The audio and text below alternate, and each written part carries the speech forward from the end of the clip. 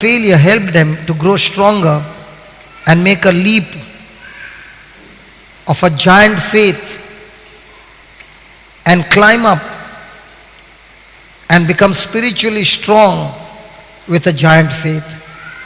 Lord, let our failures and negative things that have happened to us not go wasted, but in all this, help us to learn the truths of life. Help us not to be discouraged, Lord, but to encourage ourselves in you through your word. Bless everyone with the gift of prayer, that we have a personal relationship with you in our everyday life. Help us, Lord, as we go through this teaching. Reveal to us more and more truths that will help us to build up our faith and never get drifted away from you. We thank you, we praise you. In Jesus' name, amen. Yeah, please be seated.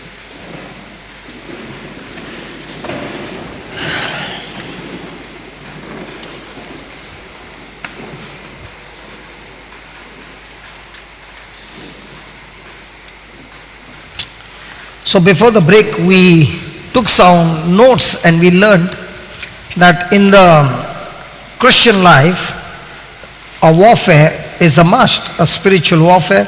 And second point that we learned is, in the spiritual warfare, it is necessary that you face it and fight it. Praise God. Hallelujah. So it's not a passive warfare, it is an offensive warfare, it is an active warfare. We are not called to hold the fort against the giants of life, but we are called to face it. Praise God. And one of the example that is there is that when Goliath was challenging the Israelites for 40 days, Saul was an anointed king, anointed by God, had the Holy Spirit, but instead of facing Goliath, he chose to hide himself. Now please understand that Saul, the king, was the tallest among the whole of his tribe. He was well built, but had no faith, relying on God to fight this battle. Praise God. And that's why he hid himself in the tent, hoping that God would give him the victory. The victory did not come till David came into the scene, and when he looked at Goliath, he with his physical strength or physical gifts, or you can say he's not a soldier, he has been a shepherd, but his faith in the covenant was extremely strong, and that's why he addressed Goliath as an uncircumcised Philistine, because according to the covenant, when we are weak, God is the one who comes to make us strong. That's the covenant. And David, understanding the covenant, was ready to face Goliath, and he addressed Goliath saying, you are uncircumcised, I am circumcised, and that's why according to the covenant, my God has to show up in this battle and give me the victory. Paul knew about the covenant, and that's why Paul would always boast of his weaknesses. He's saying, if I want to boast something, I will only boast of my weakness. I will not boast of my strength. Because it is in my weakness that I know that I cannot get the victory, but because I've got a covenant, His grace is sufficient for me, and when I'm weak, I'm strong. Are you understanding? So Paul was always excited about his weakness, because he understood that according to the covenant, if I'm a covenant partner with my God, then God has to show up in this battle when the giants are coming against me, different situations are coming against me, and if I can rely on God, God will surely show up in that battle and give me the victory.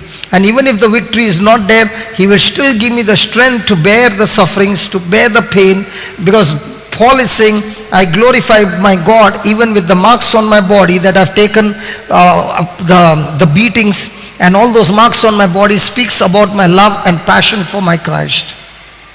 Hallelujah. Hallelujah. So was Paul facing the giants? Yes. What about Saul? No. What about David? Yes. So are you supposed to face, or are you going to sit passively in prayer throughout the day and night and say, God, it's going to change? There's a season for praying, and there's a season to go out in the battle.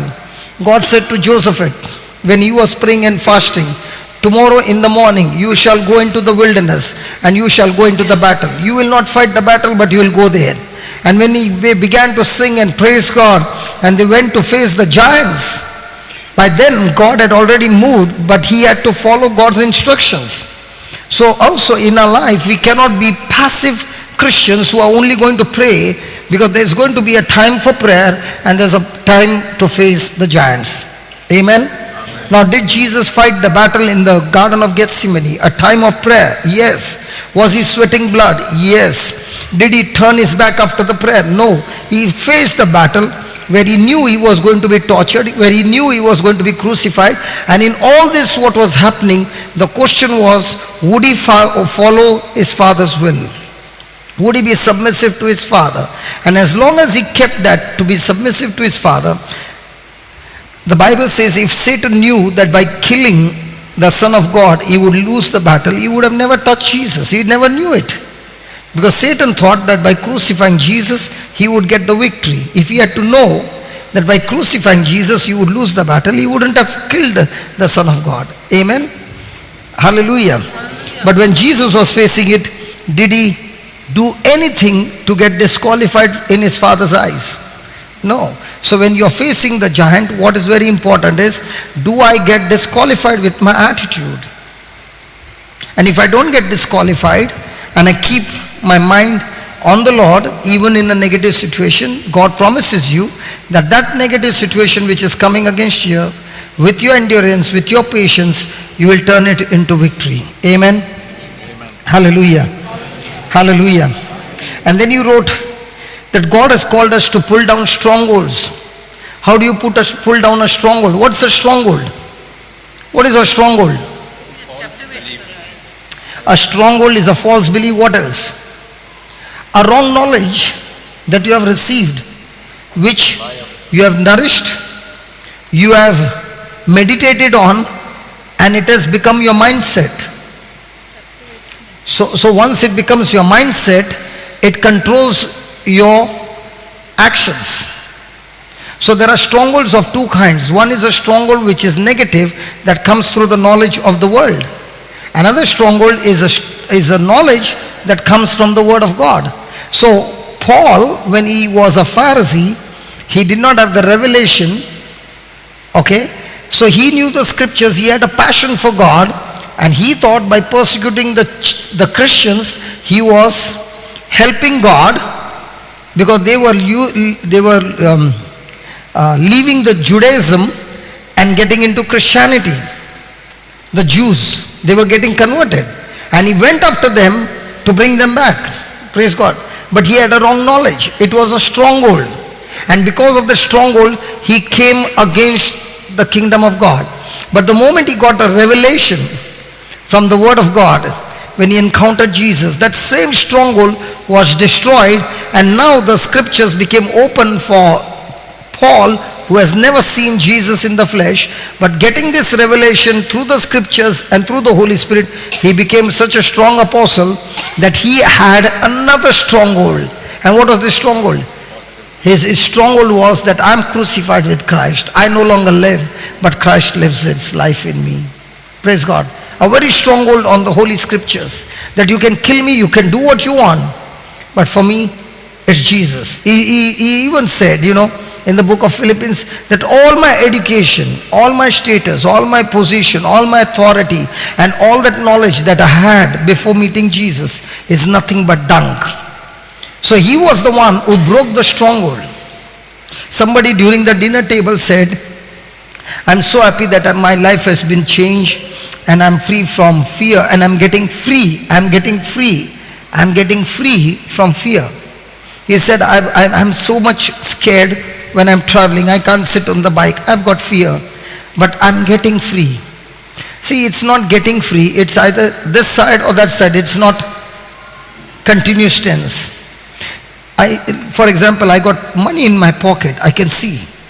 And because I got money in my pocket, I can go and buy according to the money I got in my pocket. Right?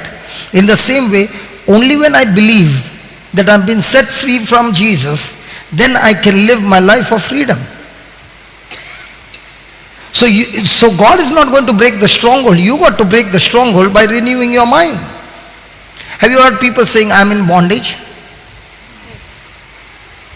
Hello? Yes. Have you heard the word bondage? What's a bondage? Bound by something. It's a slave or something. Bondage is nothing but Tied down. something that you fear. For example, somebody says, go take the mic and make an announcement. The person has got fear to face the crowd. What's that? Bondage. Go and meet your teacher. I'm scared. What's that? Bondage. So anything that you fear is a bondage.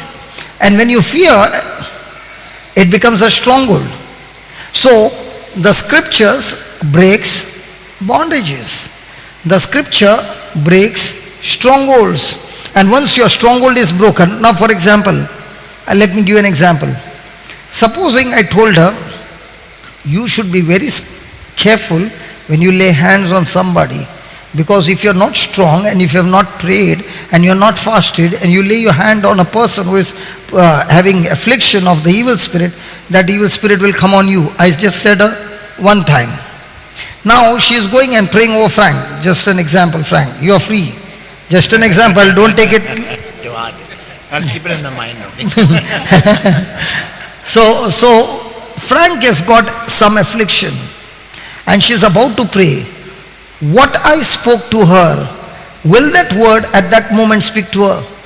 Will she remember it? Come on, will she remember it? Yes, she'll remember it. Now when she is about to pray and she puts her hand back and she says, I'll pray for you, brother, you go home. Now what's that meaning? She is in a bondage. Now how did she get the bondage? Because she got an information. She got some knowledge. But is that knowledge according to the word of God? No. So when she got some information which is not according to the word, it became a bondage. And when she nourish it and nourish it and nourish it, after years it becomes a stronghold. So what is the Bible going to do? Just put that we started with the scripture 2 Corinthians 10, 3, 4 and 5, Baba. Baba, Ashton. Next one. For the weapons of warfare are not carnal, but mighty through God. So, mighty through God. What is that weapon? The word of God. Mighty through God to the pulling down of stronghold. So, when she has got this stronghold, when I told her, she will turn to me and say, can you show me in the scripture where it is written this?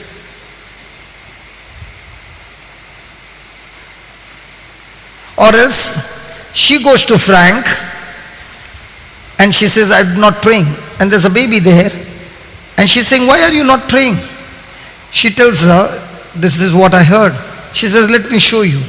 And she takes her to Mark 16, verse number 16, where Jesus is saying, all those who believe in me, these signs will follow you. In my name, they shall cast out demons.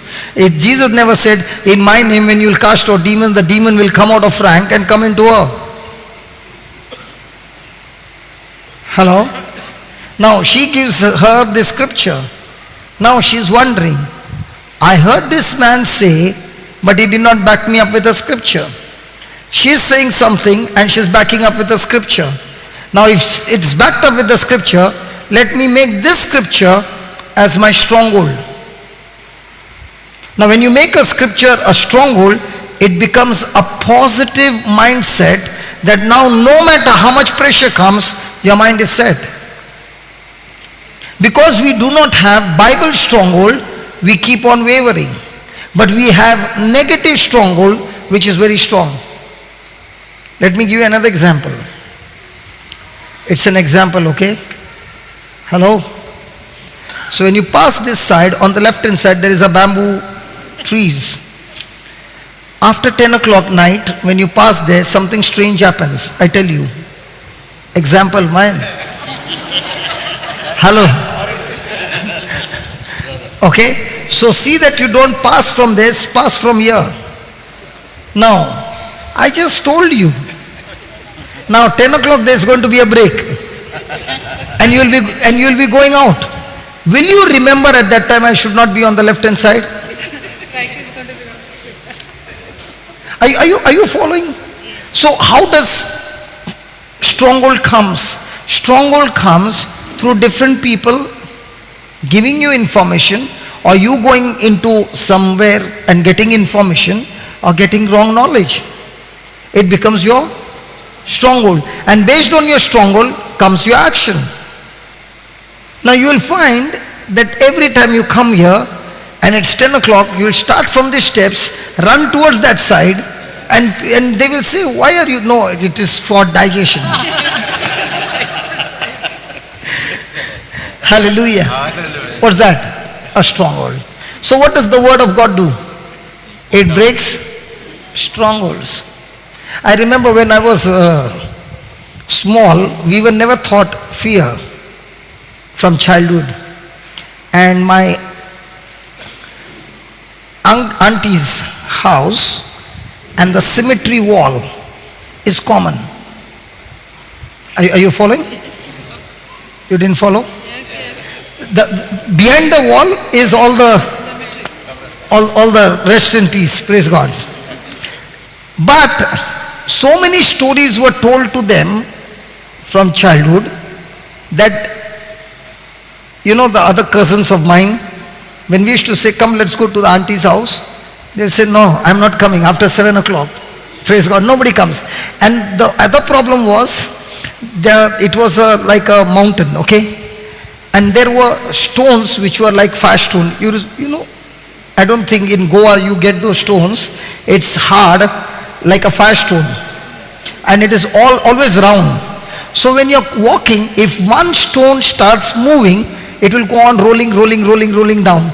And at night when you're walking and with your all senses alert, when the stone is going behind, you feel somebody is coming from behind.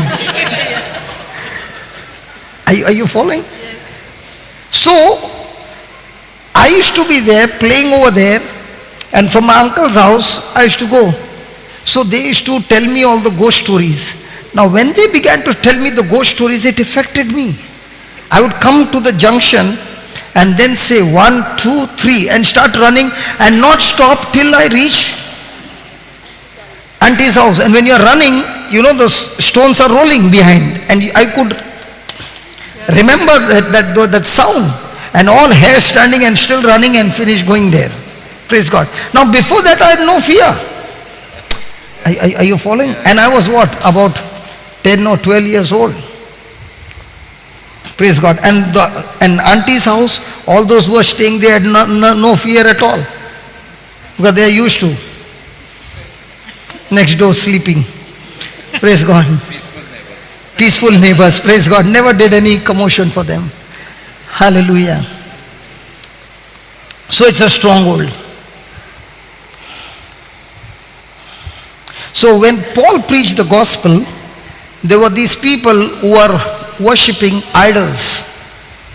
And when Paul preached to them that salvation is through Christ, these people received Jesus, and Paul never preached only a preaching. He demonstrated the power of God, and when the people saw the power of God, they received Jesus. And because they received Jesus, even though for years they were worshipping this idol, they brought it out and destroyed everything. And the manufacturer of this idol was very angry because he was actually destroying his business. Amen. So also you and I are called to break the stronghold. Now you are not called to go to some people who are having idols and break the idols. No. The Lord is saying through the gospel we are supposed to break the system, the world system. Now for example, you break the idol, but that person's idol is in the heart. You can break a stone statue, but what about the statue in the heart? What is needed is to breaking of that statue which is in your heart and mind. Hallelujah. What has to be broken is the world system. For example, somebody offers you a drink and you say, I don't drink. The next question they'll say, you are Christian? No? And if you're from Goa, ka hai? You're really from Goa and you don't drink? It's a stronghold which is of the world. But does the Bible say if you are a Christian you should drink? Actually speaking, the Bible says if you are a Christian you should never drink, because this body is the temple of God and God's spirit dwells in this temple, not alcohol spirit. Somebody only said amen, others hallelujah. Okay, write down. Did you understand? So I just gave you about alcohol. There are so many other strongholds. Your stronghold might be if somebody is saying something wrong to you, negative, you get angry quickly. Now that's a stronghold. You get irritated quickly, you get stressed out quickly, you get hurt quickly. All those are strongholds. And those strongholds have to be broken. Praise God. What did St. Paul said? As for me, I am crucified with Christ. If you are crucified with Christ, have you ever seen a dead body getting angry? No. So if you are getting angry, that means you are alive. And if you are alive, then there is something wrong. Because our self should be nailed on the cross. It's a bondage, it's a stronghold. And that's what we have to break, that stronghold, by bringing this mind into captivity to Christ. Amen? So do we all have strongholds? 100% we all have strongholds. But is the word of God capable of breaking the stronghold? Yes. Are we supposed to use this weapon to break the stronghold? Yes. Praise God. So is it okay to be hurt and have unforgiveness? No. No, it's a stronghold. Now when you have this stronghold, I can't forgive this person. Okay? And then the preacher comes and says, okay, you don't want to forgive, don't forgive. But I've got news to tell you. If you don't forgive, the Bible says the Heavenly Father cannot forgive you. One. If your sins are not forgiven, now you're qualified to go to hell. What do you want to do? Are you, for this reason, want to go to hell? And if you're not forgiving, you are not doing any favor to yourself, you are doing a favor to yourself. Now what do you say?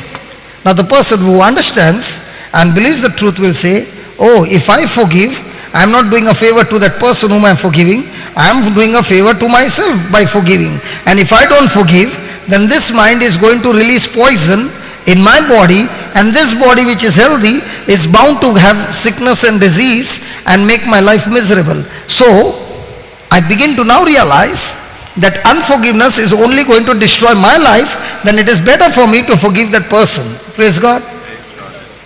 Now what happened? The stronghold is broken.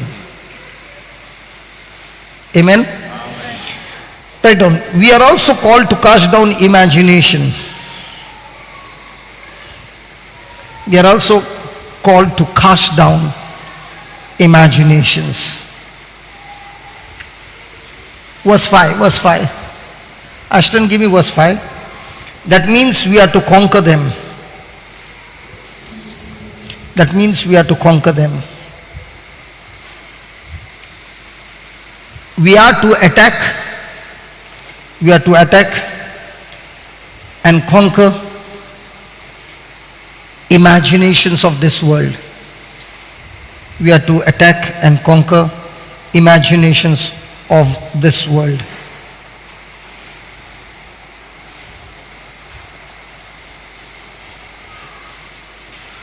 What are these imaginations? What are these imaginations?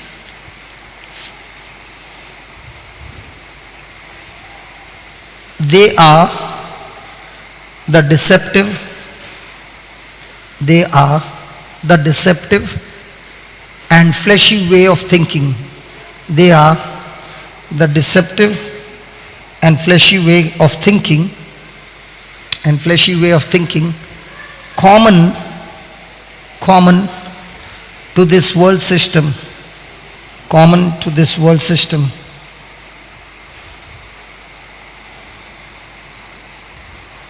Give me Colossians chapter 2. Colossians chapter 2, verse 8 to 10.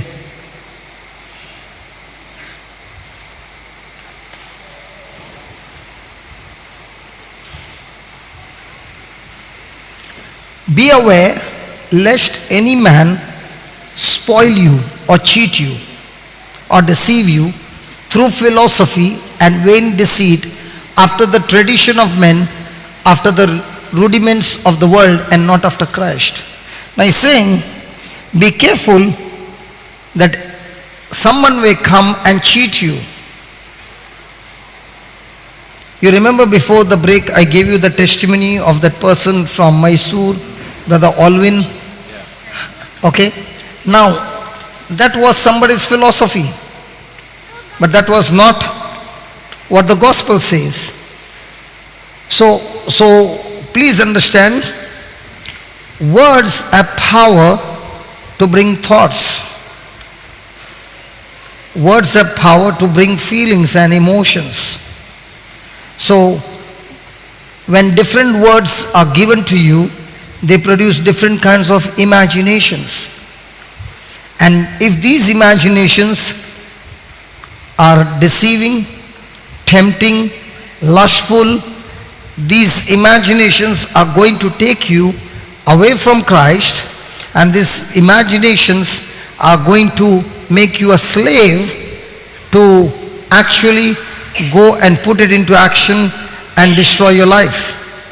So here he's saying in Colossians, be aware, be watchful, be vigilant, because through imaginations that have come through different philosophies and by the teachings of the world system and teachings that are lies of the devil, people have made decisions and actually destroyed their whole future.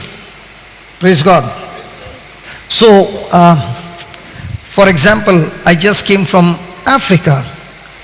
Now, even though the flight was full and we were all there, I don't know how many passengers, okay, but there were two pilots who were in the cockpit controlling the whole plane and bringing us all to Mumbai. In the same way, your mind is nothing but a pilot that is having control over your whole body and leading in a direction of those thoughts.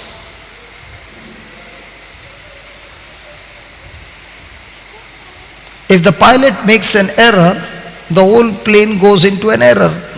I don't know what was the reason why Emirates flight crashed, whether it was the pilot's error or the equipment, the aircraft error, whatever error, but that error brought the whole aircraft on the landing strip and crashed and burst into flames.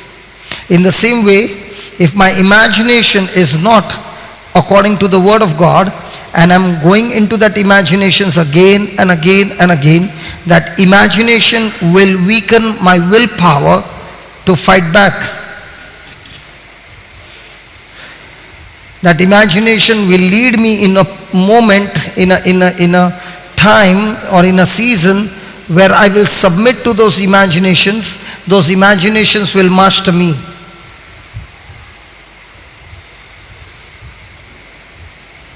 Whatever is attracting you one day will master you.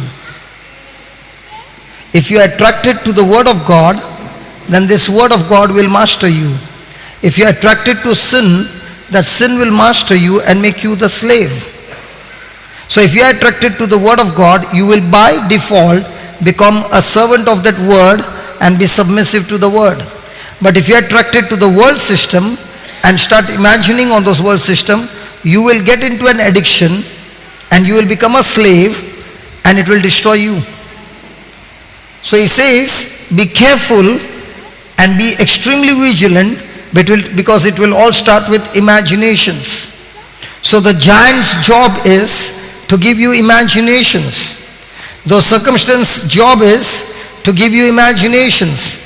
And if you're not quick enough to captivate those imaginations with the word of God, then that imagination which is coming against you will get you and destroy you. Amen. Amen. Praise God. Praise God. Hallelujah. Hallelujah. Just give me 9th verse.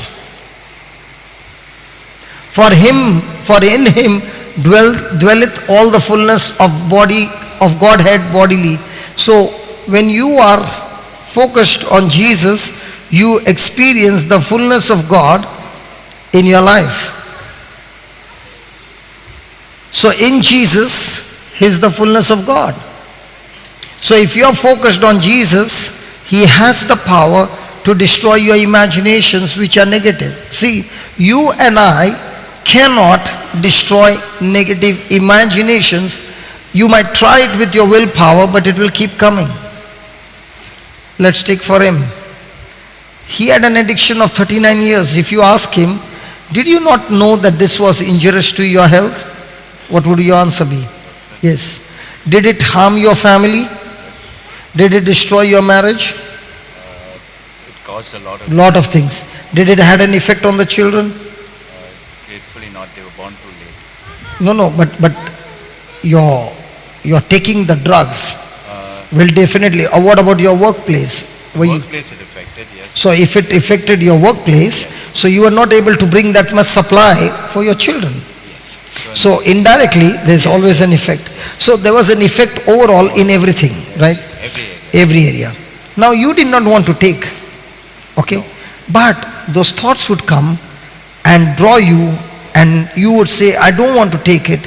You would promise your wife, you would promise everybody, you would promise your sister, but end up taking there. Oh, yes. Why? Because you don't have the strength against those imaginations, because they have become a stronghold. Right.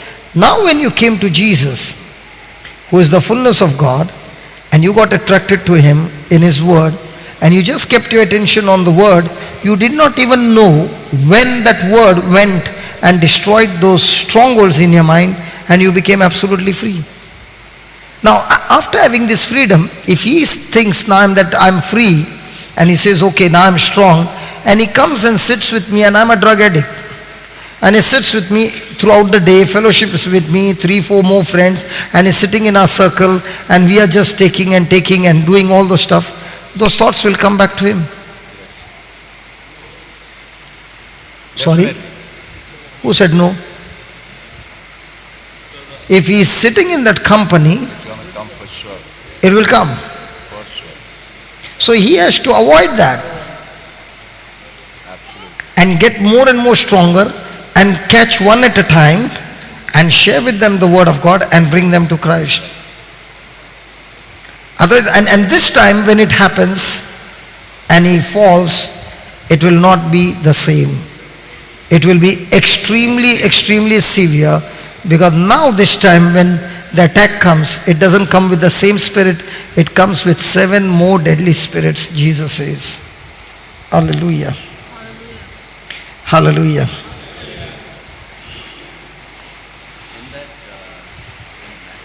Yeah, in Matthew. I'll give you the scripture. Write down. 2 Corinthians 10:5.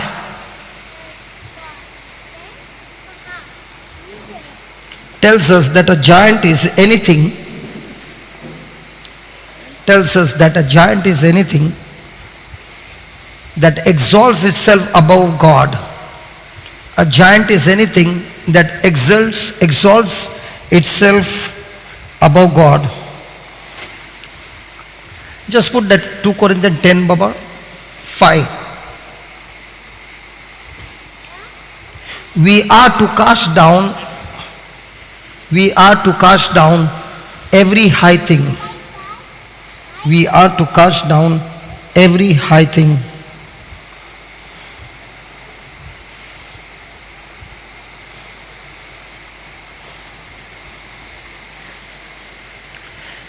And these are those things, and these are those things, and these are those things that seem far above, that seem far above us, that seem too far above us,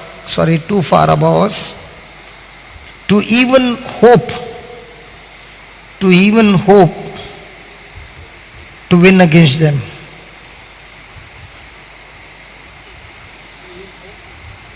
To win against them.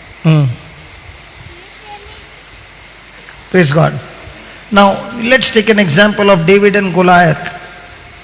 Can you, in your natural mind, if you look, is David a match to Goliath? No, never. He'll crush him. So, was Goliath, because of his strength and his posture and all that, was he exalting himself? Was he challenging even the God of Israel?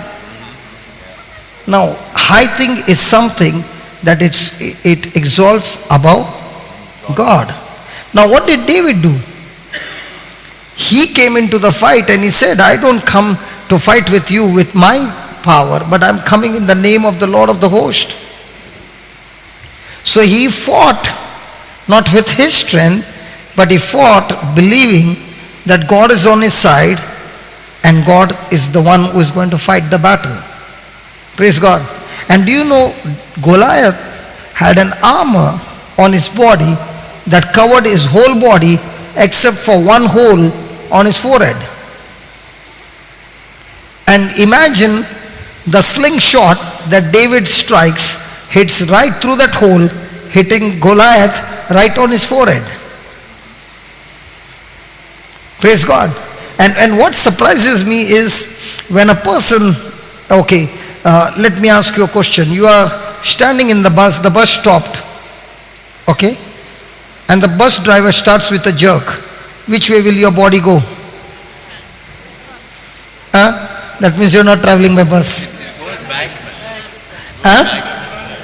No, it will go behind.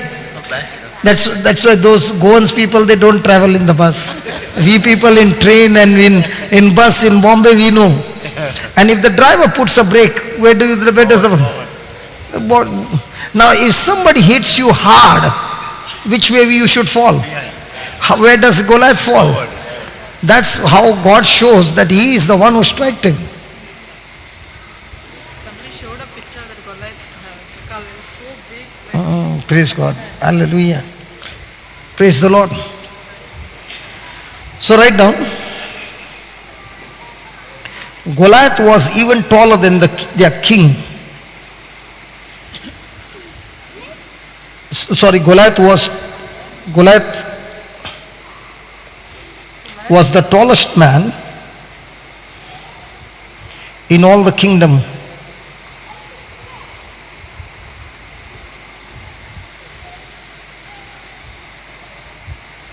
No matter how big Goliath was,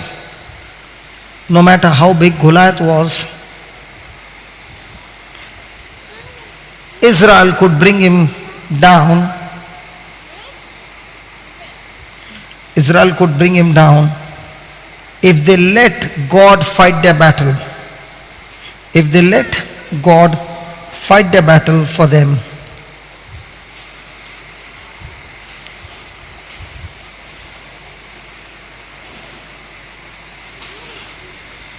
So, there are different kinds of giants which will come into our life.